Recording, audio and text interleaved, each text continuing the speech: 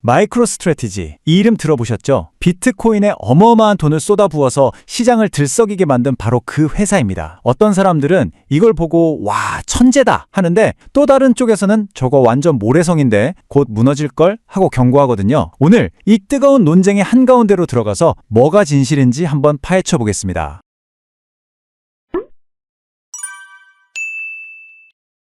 이 논쟁에 불을 확 지핀 사람이 있었으니 바로 베테랑 투자자 피터 쉬프입니다. 이 사람이 딱 한마디를 던졌죠. 역사상 가장 명백한 폰지 사기다. 와우. 마이크로 스트래티지의 자금 조달 방식이 상이라는 건데 이 말 한마디로 그냥 논쟁의 중심에 딱 서게 된 겁니다. 자, 그럼 궁금하잖아요? 이 사람 말이 진짜일까요? 마이크로 스트래티지가 하는 게 그냥 좀 위험하긴 해도 합법적인 투자 전략일까요? 아니면 그 뒤에 뭔가 더 시커먼 게 숨어 있는 걸까요? 지금부터 그 증거들을 하나하나 까보겠습니다. 진실을 알려면요, 일단 이 회사가 어떻게 그 산더미 같은 비트코인을 사모았는지부터 알아야 해요. 그들이 만든 아주 복잡한 돈 버는 기계, 그 구조부터 이해하고 넘어가야 합니다. 자금줄 첫 번째, 바로 전환사채입니다. 금액을 보세요. 무려 82억 달러. 우리나라 돈으로 얼마죠? 엄청난 돈인데 이걸 평균 이자 0.42%라는 진짜 말도 안 되게 낮은 금리로 빌린 거예요. 근데 이게 다가 아닙니다. 훨씬 더 큰 돈줄이 따로 있었어요. 바로 주식을 새로 찍어내는 겁니다. 이걸 ATM 발행이라고 하는데 시장 상황 봐가면서 계속 주식을 파는 거죠. 이렇게 해서 모은 돈이 287억 달러가 넘습니다. 와, 이게 바로 이 회사 전략의 핵심이라고 할 수 있죠. 그리고 또 하나, 바로 이 우선주라는 걸 발행하는 건데요. 이게 뭐냐면 연 11.5%라는 아주 높은 배당을 약속하는 주식이에요. 바로 이 고배당 우선주가 논란의 한가운데에 딱 서 있는 겁니다. 자, 이 그림이 진짜 재밌는데요. 지금까지 말씀드린 이 돈줄들이 어떻게 하나로 연결돼서 돌아가는지 보여주는 플라이휠 구조입니다. 아주 간단해요. 일단 돈을 빌려서 비트코인을 사요. 그럼 마이크로 스트래티지가 또 비트코인 삭대 하는 소식에 주가가 막 오르겠죠? 그럼 그 오른 주가를 담보로 또 돈을 빌리고 그 돈으로 또 비트코인을 사는, 이런 사이클이 무한 반복되는 구조인 겁니다. 정말 기가 막히죠? 좋습니다. 이제 이 돈 버는 기계가 어떻게 돌아가는지 대충 감이 오시죠? 그럼 이제 본론으로 들어가 보죠. 과연 피터 쉬프의 말대로 이게 폰지 사기일까요? 법적으로 한번 따져보겠습니다. 일단 폰지 사기가 뭔지 정확히 짚고 넘어가야겠죠? 공식적인 정의는 이렇습니다. 신규 투자자한테 받은 돈으로 기존 투자자한테 수익을 주는 일종의 돌려막기 같은 그런 사기 수법을 말하는 거죠. 자, 이 표를 보시면 논쟁의 핵심이 한눈에 보입니다. 쉬프의 주장과 실제 현실을 하나씩 비교해 볼게요. 첫째, 새 투자자 돈으로 옛날 투자자 돈 준다. 쉬프는 STRC라는 고배당 우선주로 모은 돈으로 배당금을 준다고 주장해요. 회사 측은 아니라고 일반 주식 팔아서 준다고는 하는데 사실 돈이라는 게 꼬리표가 없잖아요. 섞일 수가 있어서 이건 부분적으로는 맞는 말이라고 볼 수 있어요. 둘째, 수익 보장. 이건 확실히 아닙니다. 배당금은 회사가 안 주면 그만이에요. 법적 의무가 없거든요. 셋째, 실물 자산이 없다. 이것도 틀렸죠. 회사는 실제로 81만 개가 넘는 비트코인을 가지고 있고 전부 공개되어 있습니다. 마지막으로 사기적인 운영. 이것도 아니죠. 모든 위험을 미국 증권거래위원회 SEC에 다 신고하고 투명하게 공개하고 있거든요. 자, 그럼 결론은 뭘까요? 중요한 건 이겁니다. 법적으로 따져보면 마이크로 스트래티지의 사업 모델은 폰지 사기가 아니에요. 요건을 충족하지 않거든요. 하지만 동시에 이건 명백한 사실입니다. 이 구조는 비트코인 가격이 올라야만 유지가 되고 또 시장에서 계속 돈을 빌릴 수 있어야만 돌아가는 굉장히 위험천만한 구조라는 거죠. 아슬아슬한 줄타기 같은 겁니다. 그렇다면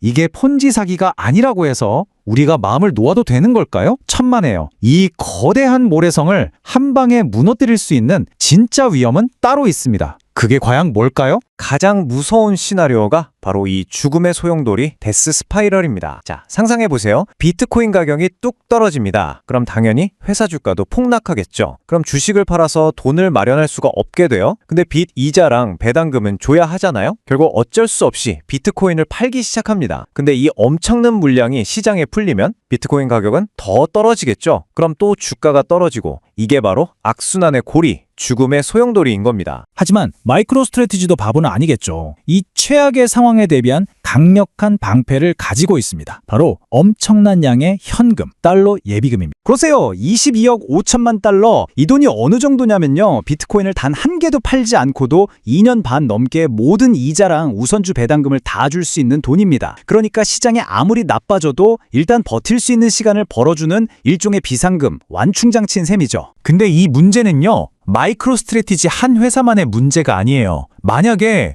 이 회사가 정말로 무너진다면 그 충격파는 암호화폐 시장 전체로 퍼져나가는 도미노가 될 수 있다는 겁니다. 분석가들은 최악의 경우 이 위기가 시장 전체로 번져나가는 4단계 시나리오를 그리고 있습니다. 1단계, 마이크로스트래티지가 비트코인을 던지기 시작하면서 가격이 직접적으로 폭락합니다. 2단계, 가격이 떨어지니까 비트코인 ETF에 투자했던 사람들이 겁을 먹고 돈을 빼기 시작해요. 그럼 ETF 운용사들도 비트코인을 팔아야겠죠? 매도세가 더 강해지는 겁니다. 3단계, 마이크로스트래티지를 따라했던 다른 220개가 넘는 기업들이 공포에 질려서 같이 비트코인을 팔아치우기 시작해요. 패닉셀링이죠. 그리고 마지막 4단계, 투자자들이 다른 코인은 위험하다 하면서 알트코인을 다 팔고 그나마 안전한 비트코인으로 몰려들면서 알트코인 시장 전체가 그냥 무너져 내리는 정말 끔찍한 시나리오입니다. 그리고 이게 그냥 그럴 수도 있겠다 수준의 작은 위험이 아니에요. 이 회사가 들고 있는 비트코인 양이요, 전 세계에 풀려있는 비트코인의 거의 4%에 달합니다. 어마어마한 양이죠. 만약 이 회사가 진짜 비트코인을 팔아야 하는 상황이 오면 시장에 풀리는 물량이 장난이 아닐 겁니다. 비트코인 가격을 4만 달러라고 쳐도 1년치 배당금 주려면 22,500개의 비트코인을 팔아야 해요. 여기에 2027년에 갚아야 할 빚까지 더하면 시장이 감당하기 힘든 수준의 매도 폭탄이 터질 수도 있는 거죠. 그럼 이 충격이 다른 코인들한테는 어떤 영향을 미칠까요? 대표적으로 XRP 가격이 어떻게 될지 예측한 시나리오를 한번 보시죠. 보시는 것처럼 마이크로스트래티지 사태가 그냥 조용히 해결되면 XRP 가격은